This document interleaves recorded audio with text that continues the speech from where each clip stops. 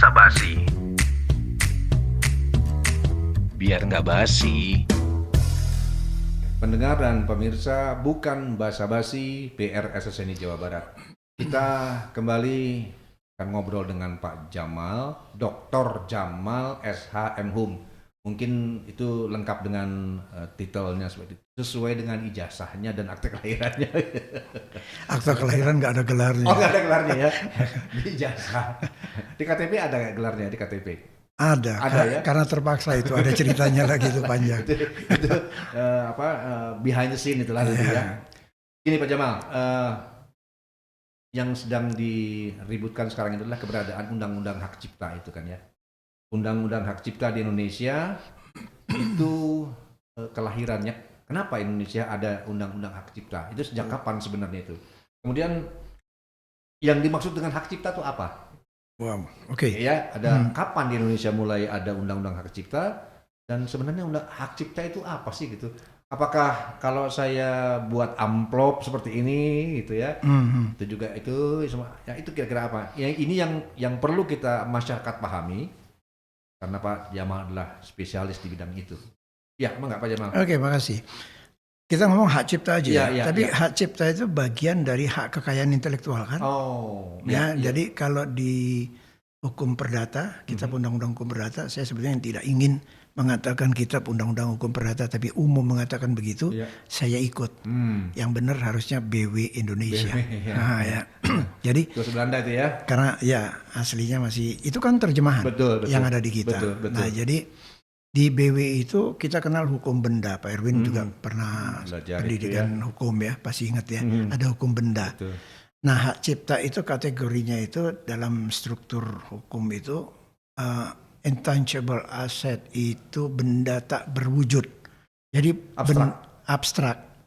Contoh sederhananya untuk masyarakat awam barangkali strum, listrik gitu ya. Nah listrik. Kan nggak kelihatan, tapi ada. Bisa dirasakan? Bisa dirasakan, nggak bayar dicabut. Kita nggak punya lampu.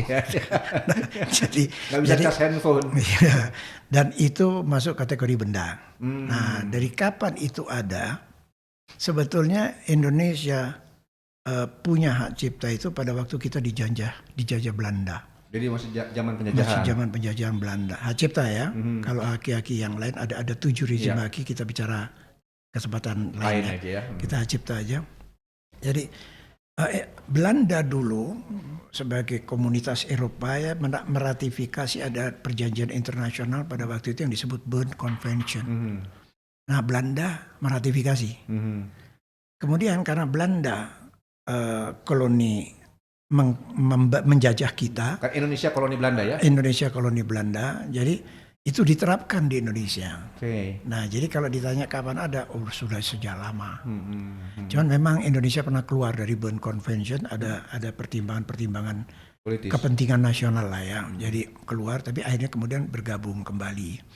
Dan itu juga sudah mengalami beberapa kali perubahan undang-undang. Saya juga udah lupa. Ada 82, ada 97, kalau nggak salah ada 2002. 95-nya enggak ya? 94 tadi mungkin ya? 97 kalau nggak salah. 2002. Terus kemudian Indonesia sebetulnya tahun 1994 ratifikasi WTO. WTO ya. WTO itu kemudian WTO itu trade ya. Perdagangan ya. Organisasi perdagangan dunia. Organisasi perdagangan. Jadi kita membacanya perdagangannya ya, jangan politisnya. Iya, betul. Karena ada nanti organisasi yang diikuti Indonesia juga, WIPO. World Intellectual Property Organization. Ya? Bukan, itu kantornya di Swiss. Kantornya Swiss, iya. Tapi dia sebetulnya bagian dari PBB. UNESCO dan teman-temannya itulah ya. Nah, jadi ada WTO, ada WIPO. WTO jelas trading. Nah ini yang kita perlu cermat betul. Karena dia trading, orientasinya profit dong. Keuntungan. Iya kan? Orang dagang kan pasti maunya untung. Jadi betul. Orientasinya untung, bisnis.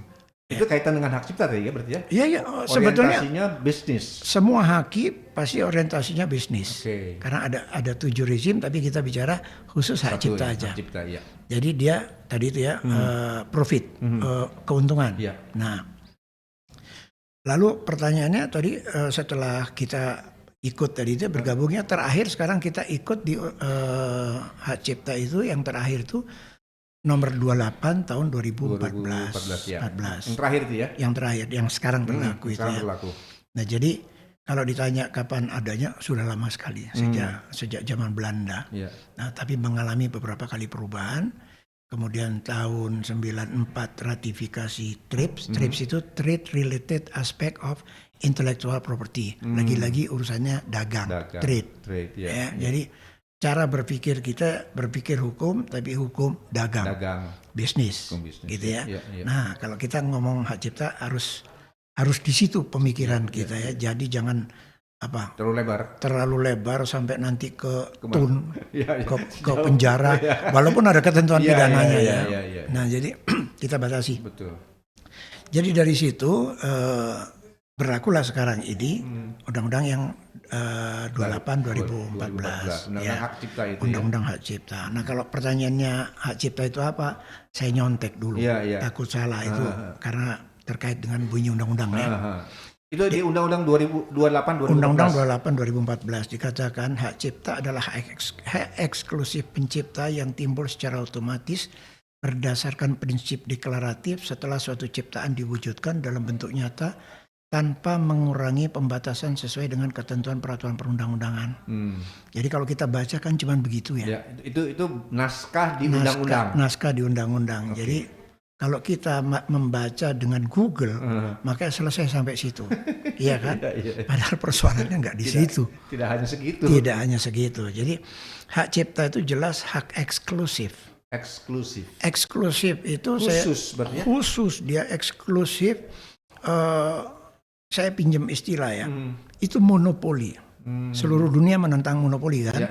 Tapi untuk haki disebutnya hak eksklusif karena diberikan. Karena apa?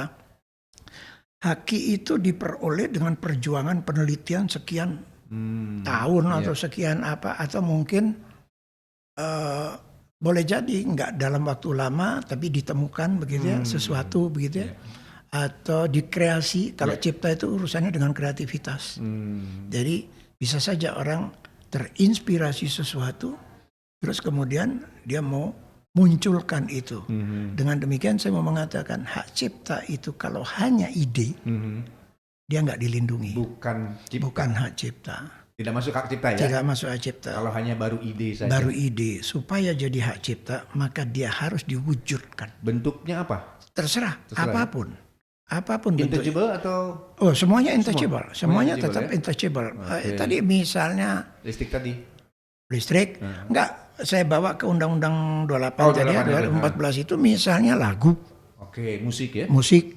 Nah, itu kan musik enak sama enggak enak kan enggak bisa dilihat ya. Jadi, betul. Gimana itu? Gitu kan. Menurut Pak Jamal enak, menurut saya belum tentu enak. Bisa begitu kan. Pun sebaliknya. Ya. Nah itu hak cipta. Jadi dia harus diwujudkan dulu. Baru dia diterima sebagai hak cipta. Jadi ada sebuah gagasan bikin musik atau bikin lagu, dia belum menjadi hak cipta ketika belum diwujudkan jadi belum lagu. Diwujudkan. Dia bisa menjadi hak cipta setelah diwujudkan. Jadi lagu ya. Lagu. Ketika jadi lagu itu sudah jadi secara lengkap musik dengan musiknya atau hanya sekedar lagu saja misalnya gitu. Sampai di mana batasnya itu? Oh ya, itu bisa kita urai lagi. Bisa diurai lagi ya? Bisa diurai lagi. Ya tergantung misalnya band. Nah band itu kan mungkin ada yang menciptakan notnya. Betul. Ada yang memainkan liriknya. Ada yang memainkan gitarnya. Betul. Bass, keyboard, drum. Nah, karena kalau dia berdiri sendiri sih kebayang Pak Erwin kalau drum, orang main drum, nyanyi lagu apa itu. Kan nggak tahu gitu ya. Betul. Nah, jadi dari part bagian-bagian tadi itu begitu dia disatukan dan terjadi harmonisasi akan menciptakan satu lagu. Itulah yang kemudian menjadi satu kesatuan. Satu kesatuan dan dia menjadi hak cipta. Okay. Pertanyaannya mungkin siapa penciptanya gitu kan? Nah ya masing-masing itu tadi. Iya. Masing-masing memberikan kontribusinya masing-masing. Kalau betul. Jadi pasal yang tadi Pak Jamal sampaikan di Undang-Undang 28 2014 itu pasal berapa itu tadi? Pasal 1 butir 1. Dan itu masih umum ya? Masih umum ya. Itu bisa nggak kemudian menjadi tafsirnya macam-macam dari setiap orang menafsirkan pasal itu tentang hak cipta tadi itu artinya? Karena saya belajarnya udah agak lama ini ya. Kalau ditafsirkan lain-lain kok saya nggak kebayang tafsirnya seperti apa. Tapi yang menarik begini. Kalau haki yang lain itu harus didaftar, baru bisa diakui, didaftarkan ke negara. Dalam hal ini Dirjen Kekayaan Intelektual, itu di bawah Kementerian Hukum dan HAM. DJKI itu DJKI, Direktur Jenderal Kekayaan Intelektual. Nah untuk hak cipta gak ada harus didaftar. Nggak perlu daftar? Tidak perlu. Dia dibilangnya otomatis. Karena dia deklaratif. Termasuk lagu ini ya? Lagu. Tidak perlu didaftarkan? Nggak perlu. Jadi dia langsung misalnya Pak Erwin menciptakan sebuah lagu. Erwin dan Jamal The Gang misalnya gitu, bandnya begitu ya? Oh band? Band atau lagu ini? Lagu. Oh kalau lagu, oke, kita kolaborasi bikin lagu. Maka penciptanya kita berdua. Berdua gitu ya? Udah itu langsung deklarasi lagu itu? Langsung itu jadi otomatis sepanjang tidak ada yang menyangkal. Oke. Oh jiplak lagu saya gitu. Oh iya. Kalau nanti tiba-tiba muncul siapalah ya, muncul dia bilang itu sebetulnya bukan ciptaannya Jamal dan Pak Erwin. Itu ciptaan saya. Itu kan urusannya pembuktian. Iya. Silakan saja. Betul. Tapi sejauh itu kemudian dia menjadi otomatis dan tidak perlu didaftarkan ke DJKI, nggak perlu ya? Nggak perlu. Khusus untuk lagu ya? Khusus untuk hak cipta lah. Hak cipta. Ya, jangan hanya hak cipta itu banyak, banyak sekali. Termasuk lagu. Iya termasuk lagu dan musik. Bisa saja musik instrumen aja kan? Iya. Atau misalnya begini. Nah bunyi-bunyi gitu bisa nggak masuk dalam hak cipta? Kategorinya? Begini, hak cipta itu ada lagi prinsip yang tidak tertulis di dalam undang-undang. Tapi kalau, ini problem lagi yang tadi pertanyaan Pak Erwin yang awal tadi ya. Banyak orang membaca undang-undang itu dibaca teks. Tapi substansinya dia nggak paham. Dalam hal ini sebetulnya yang mau saya katakan ada prinsip yang paling mendasar dari hak cipta adalah orang sebut di aslinya di TRIPS originality. Jadi harus original itu buatan Pak Erwin atau buatan saya atau buatan kita berdua. Harus original. Asli. Itu yang menjadi klaimnya. Ini adalah orisinil. Jadi kalau dia cover lagu akan nggak orisinil. Iya. Jadi itu nggak bisa. Jadi yang masuk ke dalam karya cipta atau hak cipta itu dia adalah harus orisinil. Jadi hak cipta itu bukan hanya lagu, banyak. Tetapi kita sekarang konteksnya dengan lagu ya. Iya, kita. Jadi itu harus orisinil. Mutlak gitu ya? Mutlak. Dan hak cipta tidak perlu didaftarkan. Tidak perlu didaftarkan. Tapi ada juga nanti di undang-undang disebutkan bisa dicatatkan.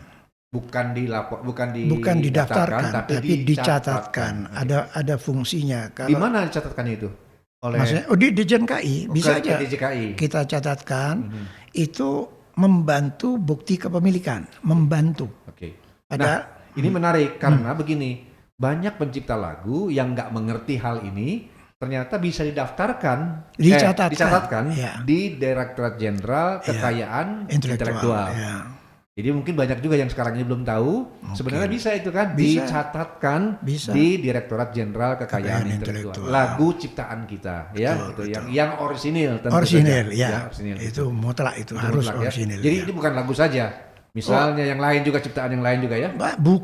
Buku misalnya. Tari-tarian. Apalagi banyak sekali lah lukisan. Ada kalau ini mau pasalnya pasal 40. Di Undang-Undang Cipta. Undang-Undang 28 tahun 2014. Betul. Ini menarik ya. Jadi ternyata yang disebut hak cipta bukan hanya lagu, banyak termasuk dananya buku, tari-tarian, ya seperti itu. Dan hak cipta itu tidak perlu didaftarkan, cukup dicatatkan di Direktorat Jenderal Kekayaan Intelektual DJKI di Kementerian Hukum di Jakarta. Betul. Dan hak cipta itu secara otomatis tidak didaftarkan ya, secara otomatis deh ya. Ya, tidak didaftarkan pun tidak masalah. Ya. Ya. Jadi dia otomatis gitu otomatis. ya. Kalau dicatatkan itu hanya membantu, memudahkan kalau nanti terjadi ada yang mengklaim yang lain, bisa digunakan sebagai bukti. Tinggal kuat-kuatan mana yang terbukti lebih dulu, kira-kira gitu. Kita break dulu, nanti kita kembali lagi karena masih ada yang perlu kita dalami. Tuh, pendalaman ini bahasa penyidikan. Kita dalami lagi yang terkait dengan hak cipta ya. Tentu saja berkaitan dengan kehidupan masyarakat secara umum yang harus dipahami karena kita sudah ada undang-undangnya, bahkan juga peraturan pemerintahnya sebagai peraturan pelaksanaan begitu kan ya. Baik, pendengar dan pemirsa, nanti kita kembali lagi. Bukan basa-basi. Biar nggak basi.